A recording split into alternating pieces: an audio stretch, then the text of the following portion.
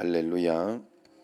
오늘은 서로가 서로에게 선물이 되는 그런 삶을 살아야 되겠다는 말씀입니다. 하나님을 경외하는 사람의 슬기로운 언어 생활을 거듭 강조하고 있고, 지혜로운 사람은 다른 사람을 칼 같은 말로 공격하지 않고 선물 같은 말을 건넬 것이다 하는 것입니다. 22절에 이렇게 보면 사람의 행복을 위한 은총의 선물을 하나님은 허락하고 있다 하는 것입니다. 전도서 기자는 사람마다 먹고 마시는 것과 수고함으로 즐거움을 누리는 것이 하나님의 선물이라 그렇게 이야기를 했습니다. 오늘 우리에게 허락된 가족과 일과 이웃을 더없이 소중한 선물로 여기는 그런 복된 삶이 되어야 할 줄로 믿습니다. 내가 할 수 있는 일이 있고, 또 내가 기도할 수 있는 가족들이 있고, 또 보살펴줘야 하는 자녀가 있고, 이렇게 내가 할 일이 있고, 그렇게 하는 것은 하나님께서 내가 그것을 잘하든지 못하든지 그렇게 하나님 앞에 하나님이 신경 쓸 일이 아니에요, 사실은. 근데 왜 하나님은 그렇게 우리로 하여금 가족도 주시고 또 일터도 주시고 또 오늘도 이 새벽 기도에 새벽 기도할 수 있는 그런 장도 열어주시고 하느냐 이 말이에요. 그것은 바로 그것을 통하여 하나님이 복을 주겠다 약속을 했으니 그 약속을 내가 잘 지킴으로 복을 내가 차지할 수 있는 그런 계기가 되고 기회가 되고 그것이 나의 통로가 되는 것이니까 하나님이 그래서 우리로 하여금 그 복을 받아 누리라고 우리에게 주는 그런 것입니다. 그렇기 때문에 우리가 생색낼 것도 없고 이야기할 것도 없고 내가 복을 받는 거예요. 내가 은혜를 받고 하나님 앞에 살아가는 것이다 하는 겁니다. 13절을 보면 재미있는 말씀이 나오지요. 15절 말씀도 그렇고 13절에 보면 사연을 듣기 전에 대답하는 자는 미련하여 욕을 당한다. 그렇게 이야기를 합니다. 미련한 자들은 다 듣지도 않고 대답하다가 수모를 당하고 한 사람의 말만 듣고 결론을 내려다가 일을 그르치는 그런 일이 많죠. 그러나 지혜로운 사람은 끝까지 듣고 잘 배우며 계속 배우기를 좋아한다 하는 것입니다. 또 듣는 말에 이면까지 헤아리려고 노력하면서 인간을 더 폭넓게 이해하고 더 깊이 공감합니다. 그래서 잘 듣는 귀가 보배이다. 그래서 사실은 저도 성숙하기 이렇게 지금 그렇다는 것은 아니지만 많이 변한 것 중에 하나가 예전에는 대답이 끝나기 전에 답을 먼저 이야기하는 게 굉장히 많았어요. 그런데 그것 때문에 이렇게 좀 말 좀 다 듣고 이야기를 해라. 사실은 또 말을 할 때도 그 말에 대한 답은 이미 알고 이야기를 하는 사람도 많거든요. 그러니까 그럴 때도 있고 저럴 때도 있는데 그저 듣기를 원하는 것인데 그렇지 않을 때가 많습니다. 우리가 그래서 상담이나 어떤 그런 것의 이야기를 상담이나 어떤 그런 것을 할 때는 가장 중요한 것이 들어주는 것. 그 사람의 이야기를 들어주는 것. 우리도 하나님 앞에서 하나님 오늘 말씀에도 그렇게 이야기를 하고 있으니까 잘 들어보고 또 사실은요 듣는 훈련을 하고 그런 일들을 이렇게 할 때도 또 어떨 때는 한쪽의 이야기만 들어서도 안 됩니다. 절대로 한쪽의 이야기만 들어서도 안 되고 양쪽의 이야기를 다 들어봐야 되겠다. 좋은 이야기는 칭찬하고 좋은 이야기는 그저 좋은 마음을 가지고 아유 잘 되었다, 복 받았으면 좋겠다 하는 마음으로 빌어주면 되고요. 그런 좋은 마음을 가지고 있으면 되고, 나쁜 이야기는 그것이 나로 하여금 나쁘게 만드는 거거든요. 나로 하여금 어떤 사람을 보는 시각을 나쁘게 만들든지, 어떤 사물을 어떻게 판단하는 것을 나쁘게 만들든지, 그렇기 때문에 그것은 꼭 이렇게 두 군데 이야기를 내가 들어보고 판단해야 되겠다, 한쪽에만 이야기를 들으면 안 되겠다 하는 꼭 그런 생각을 가지고 그런 지혜가 있어야 됩니다. 그럴 때 하나님 앞에서 내가 더 지혜롭고 슬기롭게 살아갈 수 있는 것입니다. 14절에 보면 또 재밌는 말씀이 나와요. 같이 한번 읽어봅시다. 사람의 심령은 그의 병을 능히 이기려니와 심령이 상하면 그것을 누가 일으키겠느냐. 영적인 일에 있어서 가장 마지막 최종 중심은 영혼입니다. 사람의 영혼, 심령입니다. 그래서 그 심령으로 인하여 고침을 받을 수도 있고 건강해질 수도 있고 그런 것인데, 그것이 상해버리고 거기에서 문제가 생기면 누가 더 이상 해결해 줄 수 있느냐, 이런 말입니다. 마음이 아픈 사람들이 요즘은 많아지고 있지요. 이 시대에 우선적으로 우리는 마음의 기운을 불어넣는 그런 말이 필요하고 그런 자세가 필요합니다. 내가 하고 싶은 말이 아니라 먼저 다른 사람이 들으면 기운을 차릴 수 있는 그런 말이 무엇인지 고민하면서 그렇게 살아가는 것이 꼭 필요하다.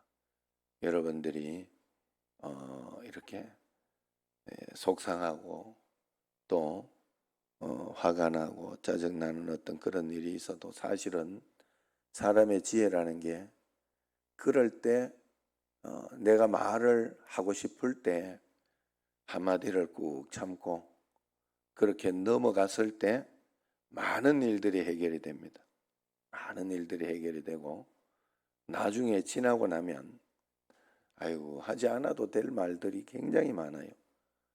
하지 않아도 되었을 말들이 굉장히 많고 그것 때문에 가정이 평화가 되고 기쁨이 되고 또 직장이나 모든 일들에 있어서 좋아질 때가 굉장히 많아요. 그래서 여러분, 우리는 그런 훈련을 꼭 해야 됩니다. 하나님 앞에서 내가 할 말을 다 하지 않고 내가 할 말을 다 하지 못했을 때는 하나님 앞에 그것을 이야기하고 토로하고, 하나님, 내가 이 말은 꼭 하고 싶었는데 혹시 또 상처가 될 수도 있고 또 혹시 이것이 좋지 않은 영향을 끼칠 수 있을 것 같아 그저 참았습니다. 그러나 해줘야 된다면 내가 또 해주겠습니다 하고 하나님 앞에 한 발자국 물러서서 기도하고 맡기고 그렇게 하는 지혜와 그런 마음이 꼭 있으면 우리에게 많은 도움이 됩니다. 그래 하나님 앞에서 그런 믿음으로 꼭 살아가야 되겠다. 16절은 사람의 선물은 그의 길을 넓게 하고 존귀한 자 앞으로 그를 인도한다 그랬어요. 사람의 선물은 기회를 열어주는 방편이 되기도 합니다. 그래서 그러나 선물을 주고 원하는 기회를 얻으라는 겉면으로 받으면 안 되죠. 이것을 선물을 이렇게 좋은 것으로 사용하고 해야 되는데 이걸 뇌물로 쓴다거나 아니면 이걸 가지고 이용하려고 하는 그런 마음은 안 된다 하는 뜻입니다. 우리가 하나님 앞에서 그러나 선물은 서로 간에 좋은 것이고 표현이잖아요. 여러분 잘 생각을 해보세요. 어떤 사람에게 이렇게 뭘 해주고 싶다 하고 뭘 선물을 준다는 것은 사랑한다는 그런 표현이에요. 그렇기 때문에 절대 이제 선물을 하는 사람은 그걸 가지고 이렇게 생색을 낸다거나 아니면은 어떤 이렇게 못 알아준다고 기분 나빠하거나 절대로 그렇게 하면 안 돼. 교회에다가 내가 호수를 그 비싼 걸 2개나 했는데 목사님은 하나도 안 알아주고 뭐 그런다. 이래도 죽어 살 때는 내가 내가 사랑하고 좋은 마음으로 했으니 그걸로 딱 끝내야 된다 이 말. 끝내야 된다. 예? 받는 사람도 마찬가지다. 받는 것도 잘 받아야 돼요. 사실은 받는 사람도 잘 받아야 돼요. 그걸 가지고 감사하고 고마운 마음으로 이렇게 받아야 될 것이고, 또 어떨 때에는 부담스럽고 힘들 때도 있습니다. 그럴 때에도 겸손한 마음으로 또 잘 받는 것도 필요하다 하는 것입니다. 그래서 하나님 앞에서 둘 다 하나님 앞에서 겸손하게 하나님 앞에 기도하는 마음으로 그렇게 잘할 때 문제가 되지 않고 그것이 교만해지지 않고 그런 일들이 될 것입니다. 그래서 성경에서는 보면 뇌물을 받고 잘못된 판결을 내리는 악인에 대한 경고를 반드시 하지요. 선물이 좋은 것인데 이것이 그렇게 사용되어지면 안 된다. 우리는 그래서 순수하고 그저 좋은 마음. 그렇더라도 여러분들도 또 그것도 꼭 생각해야 돼요. 이것이 막 무조건 선물이 또 이렇게 다 좋다고만 이렇게 하면 안 되는 거예요. 이렇게 교회도 어떨 때에는 사실은 꽃이나 이런 것도 이렇게 할 때도 꼭 물어보고 이렇게 내가 이런 꽃 저런 꽃 좋다고 막 아무거나 막 갖다 놓으면 좋지 이렇게 해가지고 하는 것도 좋지 않습니다. 그래서 물어보고 상의해보고 항상 그렇게 하는 것도 좋고 다 좋을 것이라고만 생각하지 말고 항상 하나님 앞에 한 걸음 한 걸음 나아갈 때 기도하면서 겸손히 하나님 앞에 그렇게 나아갈 때는 문제가 생기지 않으나 내 마음 다 내 마음 같지 않습니다. 세상은 절대로 다 내 마음 같지 않아요. 그렇기 때문에 그런 것에 있어서 겸손히 주님 앞에 나아가는 것이 굉장히 중요하다 하는 것입니다. 마지막으로 17절에서 21절까지를 이렇게 보면 갈등을 해결하는 지혜의 길을 이야기해 주고 있어요. 판결을 내리기 전에 양쪽의 말을 다 들어보라 이야기를 합니다. 그래도 잘 모를 때에는 제비를 뽑아서 다툼을 잠재워라. 그렇게 해요. 왜냐하면 제비를 뽑는다는 것은 좀 공평한 일을 이야기하는 거예요. 뭐 어떨 때에도 이렇게 헌금이나 이런 거에도 이렇게 보면 가나다라로 뭐 해라 뭐 이렇게 할 때도 있고 또 뭐 이렇게 나름대로 기준이 있어요. 헌금을 이렇게 적어 놓거나 뭐 하는 그런 기준들. 그래서 그런 원칙과 기준을 가지고 이렇게 할 때 그것이 중요하다 하는 것입니다. 그래서 실제로 갈등을 해결하는 그런 일은 우리 살아가면서 갈등을 해결하고 속상한 것을 해결하는 일은 전쟁에서 이기는 것만큼 굉장히 어렵고 힘들다고 하는 것이죠. 그래서 다툼 중에 기분이 상하면은 성문에 빗장을 걸어 잠그듯이 마음의 문을 훅 닫아버리기 때문에 더 이상 이야기 안 해야 되겠다. 이 사람하고는 내가 이야기를 안 하겠다. 이런 마음을 가지기 때문에 갈등이 일어나면 말로 상처를 입히지 않도록 조심하면서 서로가 서로에게 선물로 존재하도록 그렇게 힘써야 됩니다. 그렇게 할 때 하나님 앞에 복이 되고 은혜가 되는 거예요. 피를 나눈 형제보다 친밀한 공동체를 이루기 위해 선물이 되는 말을 골라서 보고 꼭 그렇게 해야 되겠다 하는 마음이 듭니다. 그래서 하나님 앞에서 귀한 것일수록 더 이렇게 감사하고 또 더 귀하게 여기는 것도 필요하고, 제가 이렇게 살아가면서 볼 때 어렸을 때는 이 피를 나눈 형제나 이런 사람들이 굉장히 서로가 가까이 지내고 서로 없으면 안 될 정도로 이렇게 형제 간에 우애가 있고, 어릴 때 그렇잖아요. 사실은 누구나. 그런데 가정이 생기면서 그렇게 이렇게 어른이 되고, 그렇게 자기 공동체가 생기고 자기 가족이 생기고 이렇게 하다가 보니까 이 형제가 친구, 이웃보다 못할 때가 굉장히 많아요. 정말로 그럴 때가 너무 많아요. 그래서 이 참 아이러니기도 하고, 또 이것 또한 하나님의 분복이구나, 하나님의 은혜이구나.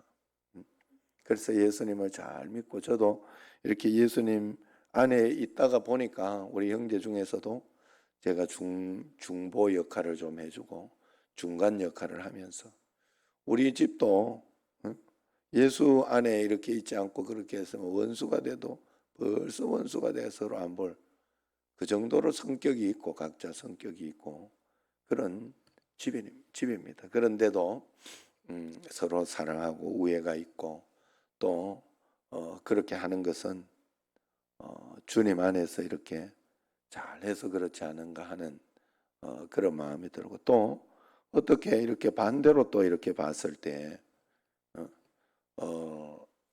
또 이렇게 가까이 있는 사람들을 내가 이렇게 보니까 그분들하고는 서로 이제 거리감을 두면서 서로 사귀고 뭐 이렇게 하잖아요, 보통. 그러니까 뭐 후배 목사님이나 이런 분들 볼 때 형제보다 더 이렇게 또 잘 순종해주고 잘 따라주고, 또 가까이 지낼 수 있는 어떤 그런 걸 보면서도 이것 또한 하나님이 주시는 분복 중에 하나구나 하는 그런 생각도 하게 됩니다.